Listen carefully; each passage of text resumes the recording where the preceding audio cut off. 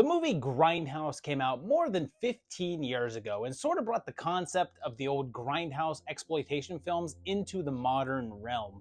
And ever since then, there's been a subgenre of movies aping that style. Well, I have a soft spot for these type of flicks, and I've dubbed them Fauxploitation films. And I thought it might be fun to talk about some of them here. What they are movies that try to emulate the filming style, the aesthetics, the music, the themes, and the marketing of like 70s and 80s trash cinema. So let's dive in and let the filth wash over us. Number 10. Our first stop here is the 2012 film The Sleeper, which has this pretty cool throwback poster to let you know the vibe that they're going for, and it's set in 1979, and there's a killer on the loose with a hammer. And I suppose I should make some sort of stop hammer time joke here, but honestly, I just don't have pants shiny enough. 2 years later, in 81, we have some appropriate sounding music happening.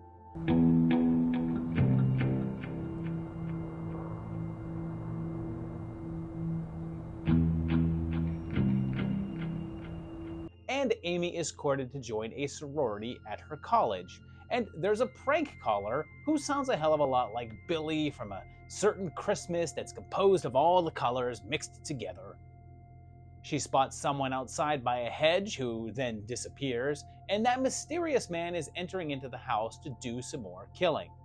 And this is definitely intended as a total throwback to 80s slashers. And I think it's directly meant to evoke thoughts of Halloween, but I personally get more of that Black Christmas vibe from it, and it does a pretty good job of capturing that feel. In fact, because the killer doesn't wear a mask and it's just a dude, there's a touch of He Knows You're Alone or Final Exam in there too. Although, for as much as it does the 80s thing, this synchronized line dance bit seems a bit out of place, and I think it's supposed to be like disco? But no one really did this line up and all do the same moves thing. And this was both written and directed by Justin Russell, who did a handful of features around this time, all really low budget and most in the Ohio area, like this one. And then, if I had to guess based on his IMDb, he moved to Los Angeles and started doing camera work on various shows, mostly leaving directing behind. There's also this off-brand Timothée Chalamet here, and this is pretty fun and works pretty well, but the downside is that once you get past the stylistic elements of it, it's a touch generic. Like, it feels enough like the slashers of that era that it ends up just playing like a sort of bland knockoff, but it's still worth checking out. Number 9. Our next film is from the same general time frame, and it's 2011's Dear God, No! With an exclamation point. Not to be confused with Dear God, No! With a question mark, or the Greg Kinnear film that's just Dear God. It starts with a roadside murder and a very classic title card, which I think is going to be a theme here. There's a roving biker gang and someone on the search for Bigfoot, and due to looking for dates and stuff, it's become a habit to pause on newspapers in movies and look for dates, and I'm not looking for one here, but I did it anyway, and I got this fun little message from the director as he congratulates you for reading the text and gives you some behind-the-scenes info. But, whoops, he talks about a professor who liked to analyze genre films. But I'm not going to bust his chops too much on that one since it was apparently 3:44 in the morning. The biker dudes are on a crime spree, and the police are warning that the local wildlife is acting strange, and the doc tells a couple of his grad students that he's discovered a new species there.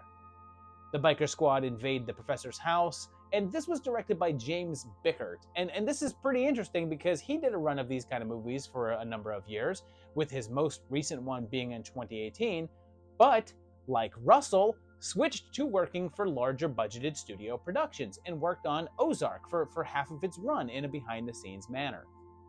So, this one is clearly meant to emulate the biker-oriented exploitation films of the 70s, but honestly, outside of the marketing, and the opening title sequence, the rest of the film tends to feel a bit more like standard modern low budget film. It comes down to Bigfoot versus the bikers, but there's also a hallucinogenic virus at play. And this one actually has a sequel as well called Frankenstein Created Bikers that has most of the characters returning, even though most of them were dead, with even more Bigfoot terror. Number 8. Next up is a film from 2016, and it's She Kills, which gives us a very 70s grindhouse opening and a young couple that live out in the country, and they have an encounter with a member of a gang called the Touches. And they show up at their house on their wedding night. They kill her husband, but a mysterious force turns them all into acting like mad apes. For some reason, her dad is, I think, supposed to be from a 70s martial arts movie or something, and turns a dog into nunchucks because it's revealed that anyone who sees Sadie nude is overcome with uncontrollable lust. And this is pretty similar in what it's aping to Dear God No, in that they're both doing that whole biker gang rape revenge sort of thing. But here, there's more of an emphasis towards actual comedy. But, I wonder how many of these are going to have weird disco dance scenes in them. Call me crazy, but I'm kind of hoping for around 70%.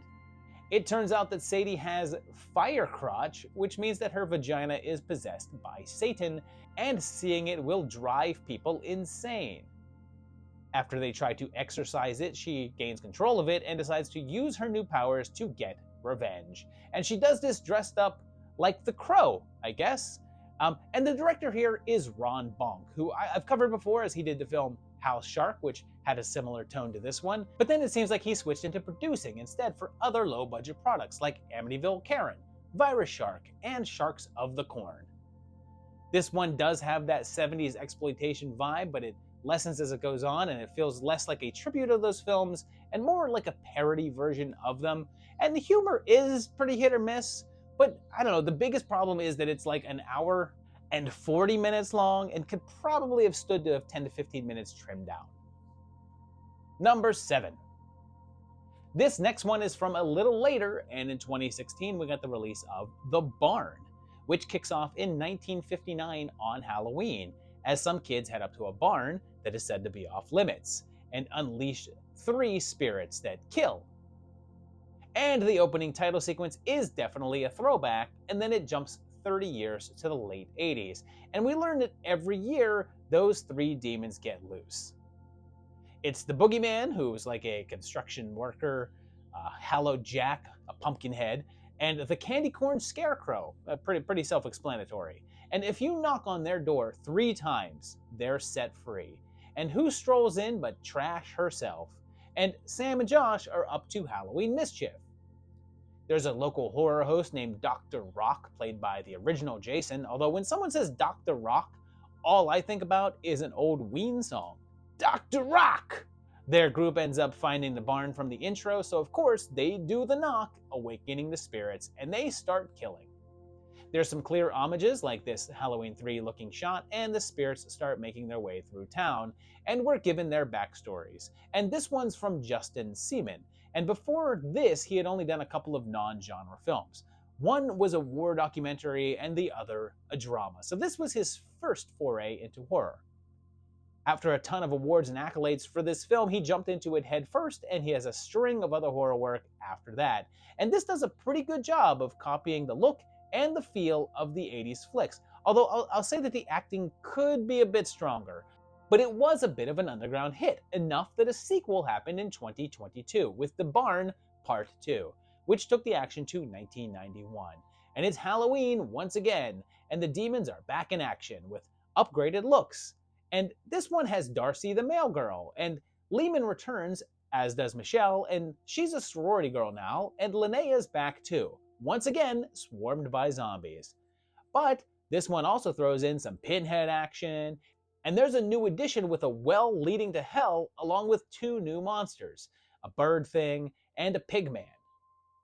Lloyd is here too, as is Joe Bob, who was in the last one for a second as well, and it's missing the 80s feel of the first one. I mean, it has some of it, but it's like dialed down quite a bit. And it's also not as charming, but it's still very watchable. Number 6. I feel like it's not fair to include this, but I'm going to anyway. But one of the earlier examples of this whole trend was 2010's Machete. It actually started off as a fake trailer in Grindhouse, but also sort of started before that, as Trejo's Donuts is here, and he's playing Machete, and he starred as a character with the same name in the Spy Kids movies, and it's said that he's the same guy, but I guess that's debatable. But in his first solo feature, he's a federale on a mission to rescue a kidnapped girl, using the title weapon and kicking ass. And Nico Toscani is here, and what in the spray-on hair is going on here? Like, what is this on this guy's head? And if you think that I'm not going to take this chance to show that clip of him dancing, you are crazy.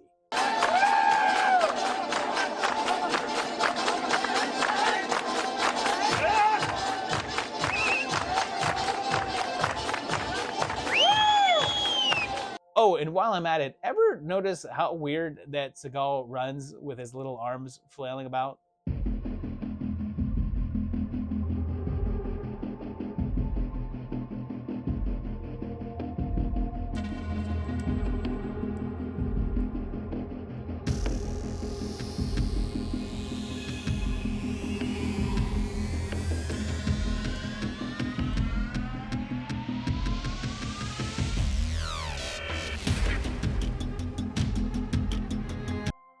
Bad guy Torres, because seriously, Seagal's character is named Torres. Like they looked at him and said, yes, I guess he can pass for Latino. But yeah, Torres kills Machete's wife and leaves him for dead. And hey, speaking of Spy Kids, but then Sue Storm is here, as is Letty, and Machete's survived. And Walker is here, as is freaking Max Cady. And the Lawnmower Man is on hand as well, because this cast is stacked. And that's because it was co-directed by Robert Rodriguez, along with his longtime editor, Ethan Maniquis. And Rodriguez had been planning this since the mid-90s. He wrote the character specifically for Trejo, and used the trailer in Grindhouse as a sort of a gauge to see how well it would go over. Turns out, pretty well, and this film followed pretty soon after. It also has the Lindsay Lohan at the Nordstrom, the lead vocalist of Alice Bowie, and the Sex Machine. It's probably the most notable movie on this list, even if it doesn't really capture the full aesthetic of the Grindhouse sensibility that it's going for. It's definitely inspired by the same type of flicks that both Dear God No and She Kills were based on, and you could see the elements of it poking through, but it has more modern qualities to it and basically blends in with the rest of Rodriguez's work, honestly. It was successful enough to earn a sequel called Machete Kills that brought in the Grim Reaper, Topper Harley, Mara, Gloria, a Spring Breaker, the Goggins, Radio, Gaga, Radio Goo Goo, Sugar Tits, and Zorro, and even though they go to space, even though they leave it on a cliffhanger, it was a bomb. Perhaps because they threw this douche in there, and there was never the promised part 3. Machete Kills Again. Quit! Number 5. Here's another one from 2011, and it's, different. And it's Manborg, which begins by telling us that Lord Draculon has taken over the Earth, and a couple of soldiers are killed, and one is taken away and fitted with a number of robot parts, and he becomes the Manborg. Half man, half cyborg? Wait, that's not right. Seeing that the world is now completely under the Count's control, he teams up with a martial arts fighter named Number 1 Man, and they're captured. In the cells, they meet the Australian Justice, his sister Mina, and they're sent to the arena to fight. And this was from the Canadian filmmaking collective known as Astron 6, and it came out the same year as another of their projects, Father's Day. And that one could very easily be on here, but I've had that one on a couple of other lists now, so I figured I'd give some love here instead. This one was directed by Steve Kostansky, who is probably the member of the group who has gone on to the most fame at this point, since he's since done The Void, Leprechaun Returns, and Psycho Goreman, but this was his first feature film. It's clearly intended as a tribute to the 80s post-apocalyptic mashup flicks along the lines of The Eliminators, and reproduces the vibe of them pretty well, if not exactly the look, due to the green screen work. And there's a lot of that, because this movie was shot almost entirely in front of one.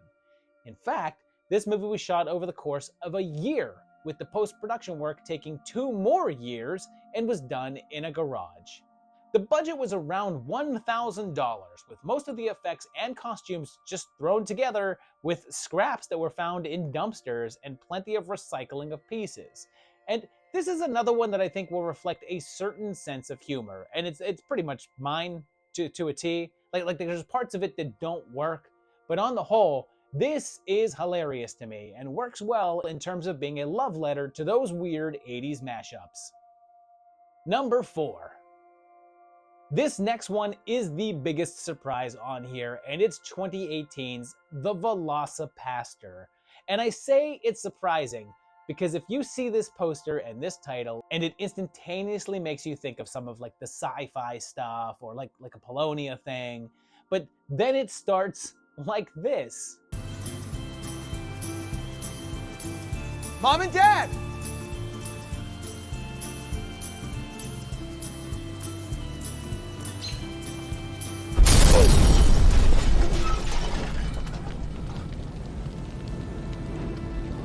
No.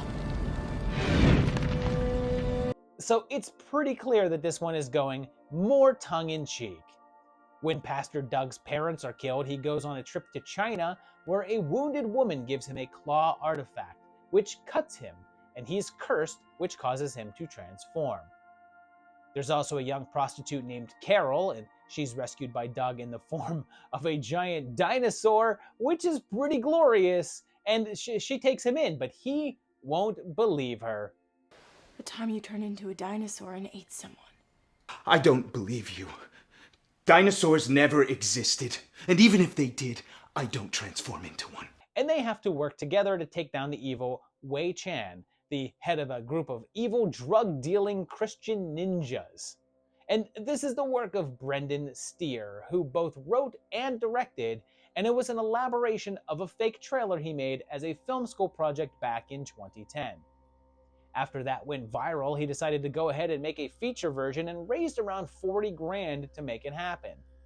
He used a dinosaur costume that was in his basement, a reject from a school play, and it's absolutely a throwback to the Grindhouse era, but definitely one with more of a sense of humor about it. And you know, there's a lot of times on this channel where I call out movies that are trying to be bad.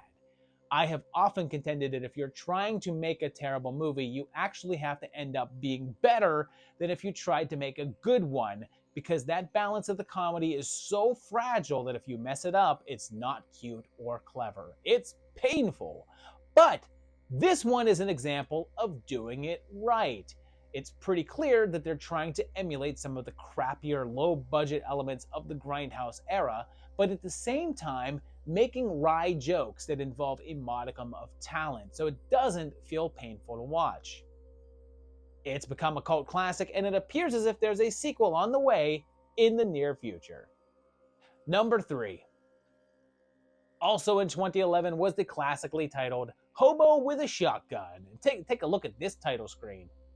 John Ryder comes into town, hitchhiking on a train, and we're set in either a slightly apocalyptic future or just an exaggerated version of an 80s crime-ridden city. Ricky is in this, and there's a crime boss here named the Drake who just kills people in the street. So the hobo settles in, looking to raise money for a new lawnmower. He has some rough encounters, but gets no help from the corrupt police there, and he's taken in by a young prostitute. And this is another one, like Machete, that started as a fake trailer in Grindhouse. Jason Eisner made the trailer and entered the contest to promote that movie and ended up winning and was placed in select screenings of the film. It then got enough buzz and popularity to spin off its own feature version, and Eisner has since gone on to direct segments for VHS and the ABCs of Death, and more recently did Kids vs. Aliens.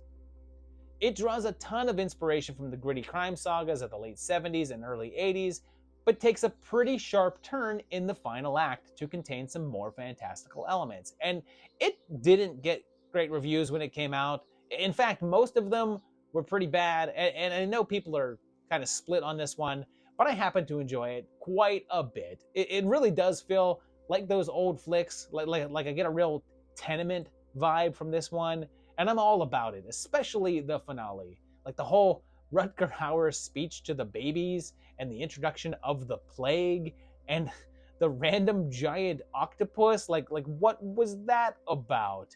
But yeah, I think that people are split on this one, but I'm not. And I know it's not like high art, but it's freaking Hobo with a shotgun, people. It's right there in the title. Number 2. Hey, remember a few movies ago when I talked about the guys in Astron 6? Well, in 2014, they had another movie that truly fits here with The Editor. You can probably tell the vibe they're going for from the opening shots here, like the rich colors and focused lighting, as a masked and gloved killer stalks and murders a scantily clad woman, and of course, the obvious dubbing. Say, why don't you try cutting it in this time, huh?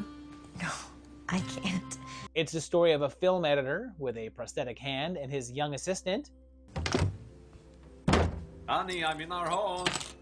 and his distant wife, played by Pa de la Huerta. But of course, beyond the killer in the movie, there's someone preying on the cast and crew of the film. And if it's not obvious by now, this is a recreation of the Giallo films of Italy, like those of Argento and Fulci. In case you don't know, since you may watch dubbed versions, but here's a secret. All the versions are dubbed versions. Almost all the Italian films are shot silently in order to keep the budget down. They're all dubbed over afterwards, with all the dialogue done in ADR. And this film is done that way in tribute. Again, you're gonna see some familiar faces, even just from Manborg, since it shares nearly the entire cast from there, since they're all members of Astron 6.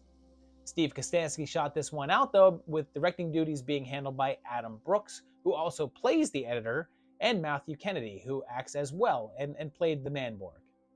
It also has Lawrence Harvey in it, as well as Udo freaking Kier, and also very Fulci-looking eyes. And it's incredibly clear that this is a loving tribute to all Giallo, and that this isn't some simple homage. The amount that this has been painstakingly crafted to emulate those classic films is insane. Like, I'm telling you that I watched this not long after our Argento Dead Last and some Fulci stuff for the 80s project, and holy crap, does it hit the notes! Between the axe and door thing, the tarantulas, the Three Mothers book, I mean, there's even a little Cronenberg thrown in there. And the only thing that brings it down, the only thing, is a completely lifeless and uninterested performance by De La Huerta, who I think was unclear about what type of movie that she was involved in. And her character is pretty important, so it's extremely noticeable. But seriously, this one is worth checking out, and it's so enjoyable, either as a tribute or just a funny, weird little movie. And that Carpenter Brute score alone is worth the price of admission.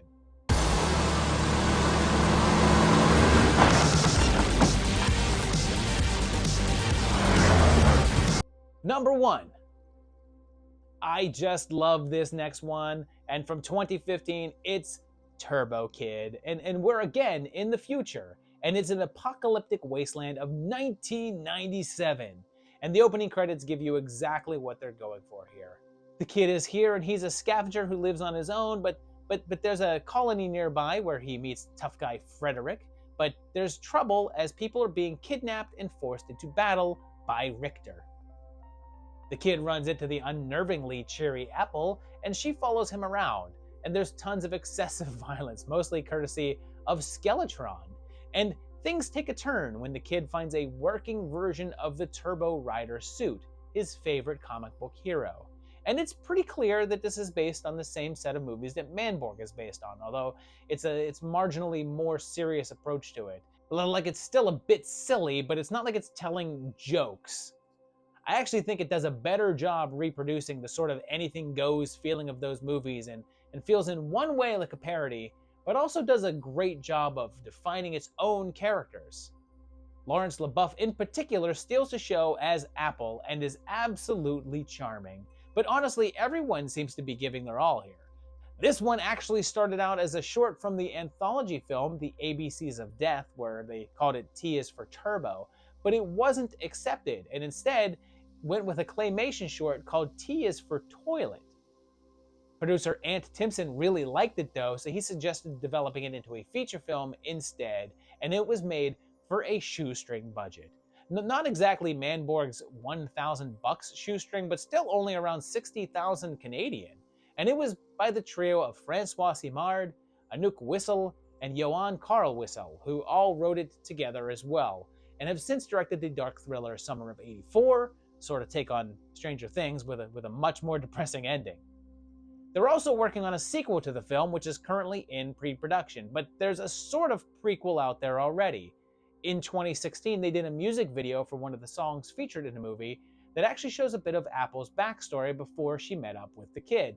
But yeah, I adore this. It's a perfect throwback if you've grown up on this sort of thing. But even if you've never seen any of the movies it's inspired by, it totally works on its own.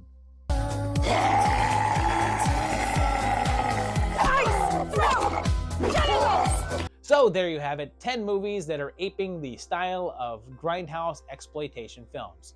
Fauxploitation films. There's plenty of these out there, and I happen to like them. I really enjoy that kind of throwback feel.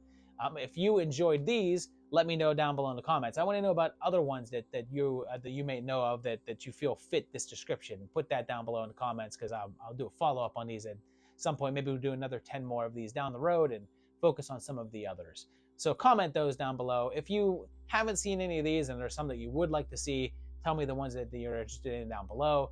Also hit the like button, subscribe to the channel, and if you're enjoying what you're seeing, please consider going to my Patreon page at patreon.com/movietimelines. You can help contribute to this channel and keep it going, but you can also do that just by watching these videos and sharing it out to your friends. I appreciate that as well, and I'll see you very shortly for another great video. Thanks a lot, guys, and bye-bye.